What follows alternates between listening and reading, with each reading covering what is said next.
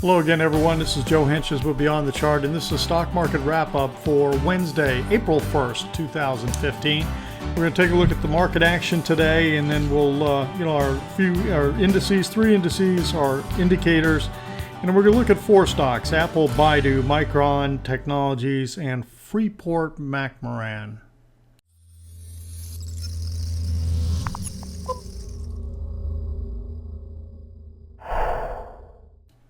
Okay, we're going to start off here with the Dow. It was down 78 points, or almost 78 points, and in one point today it was down over twice that. But it did not take out this low of last, let's see, the 26th. I think that was last Thursday. Look at my calendar. Yes, it was last Thursday. And so I think that's kind of interesting because, you know, if we would have taken that low out, none of the indices took that low out. So we came down, we tried, and it rallied back up.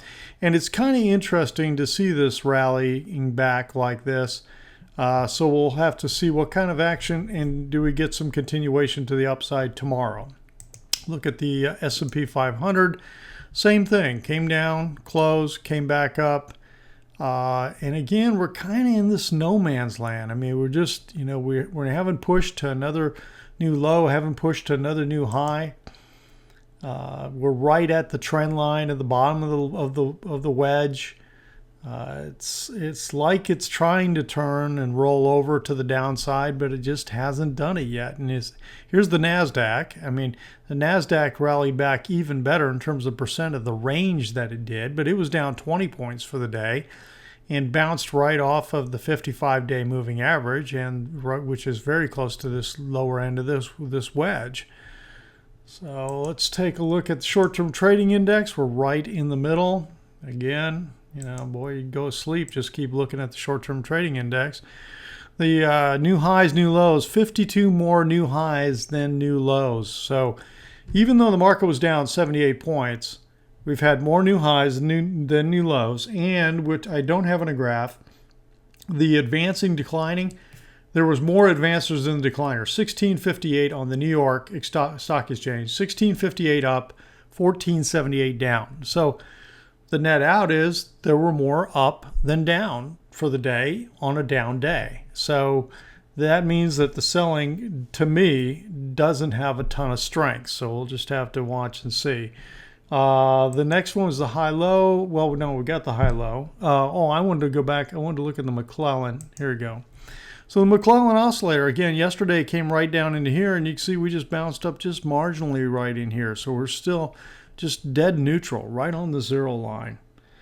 All right, so that's the market action of today, in a quick summary. And now let's dive in and take a look at the four stocks we're going to look at. Apple. This almost triggered a new sell to me, signal buying puts, but it didn't close below this bar here, which when this bar rallied above the 10, and the 10's below 21, if I would have gotten a close below the low of this bar, I would have been looking at, puts, but it didn't do it. So now I'm just kind of wondering, and notice it kind of came back just like the way the market did. So now the other scenario that I'm looking at is, well, maybe the upside isn't done. If we break this trend line, kind of like a little bit of a swing action in here, this thing could rip to the high side, given that it doesn't want to drop. So next couple days could be really critical in here. Let's take a look at BIDU if I can find it. Hopefully I got it. There we go. Now, BIDU is doing what I've been talking about for weeks now. See this choppiness? Up, down, up, down, up, down. It's really in a little bit of a box. People talk about the box a lot. And, it makes sense to, when it's appropriate, that it really is in some kind of a, trading range box, whatever you want to call it. And that's what this looks like it's in. So it's hard to get a conviction that says, oh, I'm going to jump in and, or I'm going to sell it, because it just keeps whipsawing right back and forth and it's going nowhere.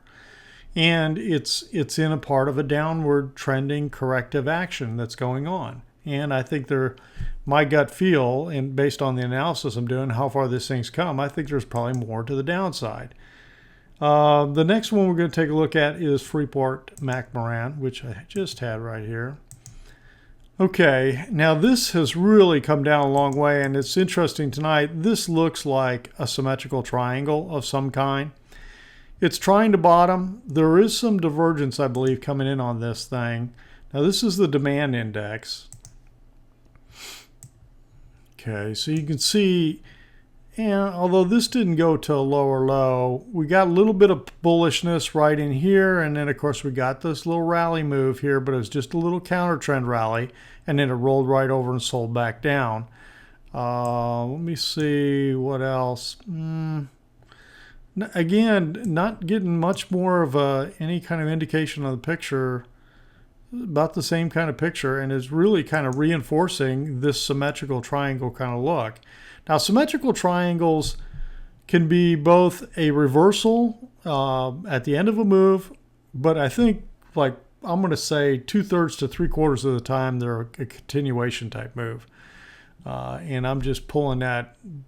I don't have that statistic in front of me, and I didn't research it tonight, but based on my memory of symmetrical triangles, I think that's what's happening. Now, if you look at the big picture on this, and here's the 2009 low, or 2008 low, I guess is right at the end of 2008, and it rallied back.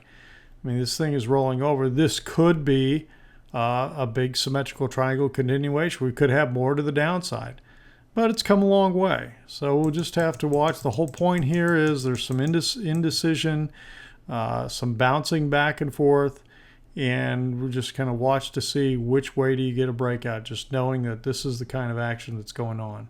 Okay, and then the last one we're going to look at tonight is Micron Technologies. Let me pull that one up. There we go.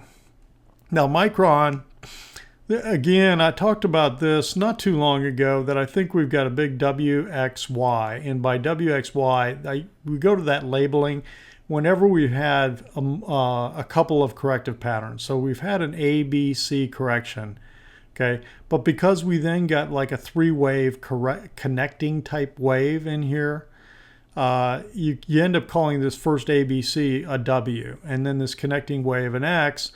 And so now we're working some kind of Y, which can be a zigzag, it can be a flat, it can be just about any type of thing. It almost looks like a zigzag to me, and that's what I've talked about here. It looks like 5 waves down A, counter trend B, and trying to work 5 waves down here. Now, you could almost say that we got 5 waves, 1, 2, 3, and a kind of a flat type of triangle in here.